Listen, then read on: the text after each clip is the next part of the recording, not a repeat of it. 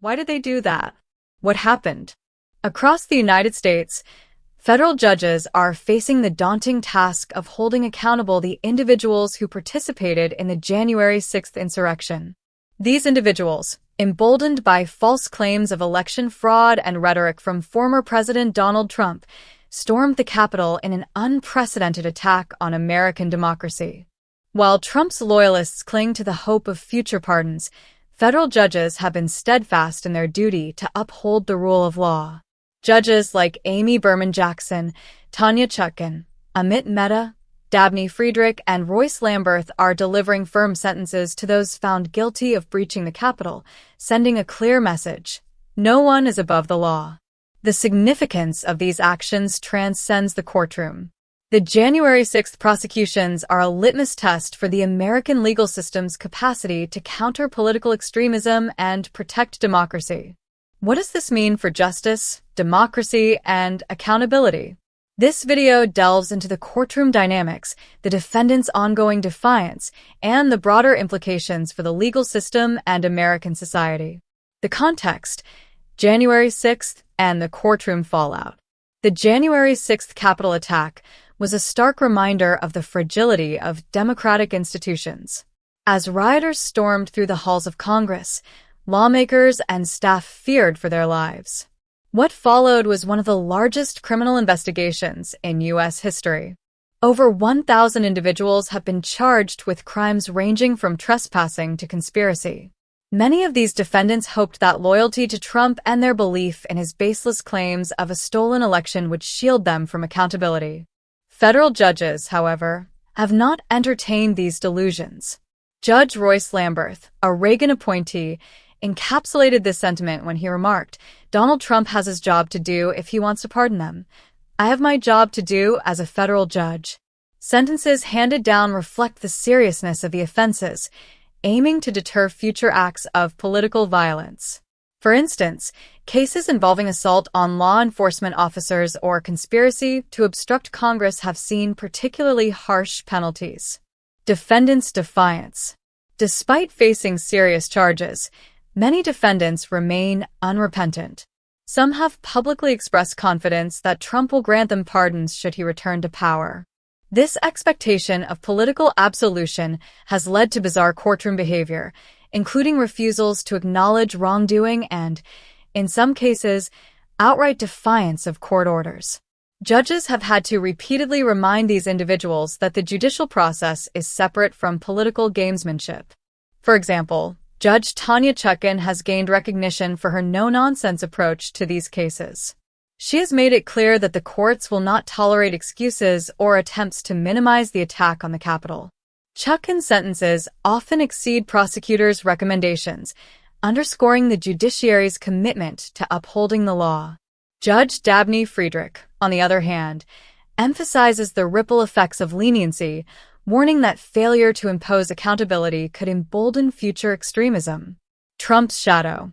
One of the most contentious aspects of these cases is the looming presence of Donald Trump. Many defendants have cited his rhetoric as justification for their actions.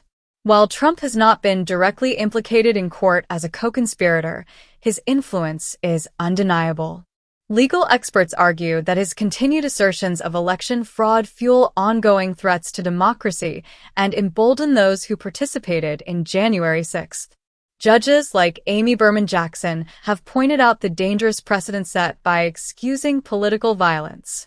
In a scathing rebuke, Jackson noted that the rioters' belief in Trump's falsehoods did not absolve them of responsibility. Blind loyalty to one person or one cause is no excuse for criminal conduct.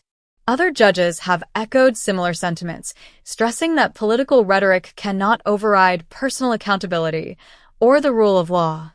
Federal judges take a stand. The sentences imposed vary depending on the severity of the crimes. Some defendants have received probation for minor infractions, while others face years behind bars for assaulting law enforcement officers or engaging in conspiracies to obstruct Congress. These punishments not only reflect the gravity of the offenses, but also aim to deter future attempts to undermine democratic processes. Public reactions to these decisions highlight the nation's political divide. Some conservatives accuse the judiciary of overreach, viewing the harsh penalties as politically motivated. Others, including democracy advocates, argue that these measures are crucial to preventing the normalization of political violence. Legal scholars note that these cases set critical precedents for handling future instances of domestic extremism. The broader implications. The January 6th prosecutions are about more than punishing individual acts of lawlessness.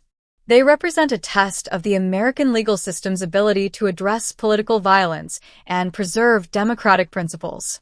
Federal judges are tasked with navigating the fine line between justice and political neutrality. Their decisions set precedents that will influence how future cases of domestic extremism are handled. Moreover, these cases highlight the importance of judicial independence.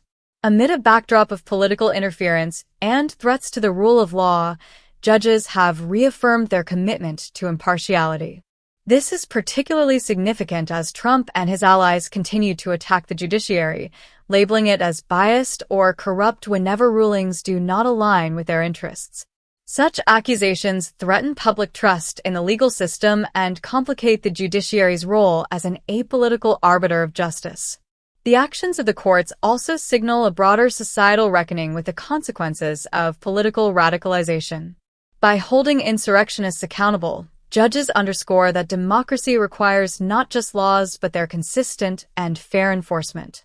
Yet, the courts alone cannot resolve the deep polarization that fuels such violence. This responsibility rests with leaders across all branches of government and civil society. The judiciary's response to the January 6th insurrection underscores the resilience of the rule of law in the face of unprecedented challenges. Judges like Amy Berman Jackson, Tanya Chutkan, Amit Mehta, Dabney Friedrich, and Royce Lamberth have demonstrated unwavering dedication to justice, ensuring that the individuals who sought to undermine democracy are held accountable. As the nation watches these cases unfold, one thing is clear. The courts are a bulwark against authoritarianism and political violence. While the defendants may hope for pardons or political absolution, the judiciary's message is firm. No one is above the law. This commitment to accountability is crucial not only for addressing the events of January 6th, but for safeguarding the future of American democracy. However, the journey toward accountability and justice is far from over. The sentences imposed on January 6 defendants may deter some, but the deep-seated polarization in American society poses ongoing risks. To strengthen democracy, it is imperative to address the root causes of extremism, including misinformation, political tribalism, and erosion of civic trust. In this context, the court's role in upholding the rule of law becomes not just a legal mandate, but a vital component of the broader democratic process.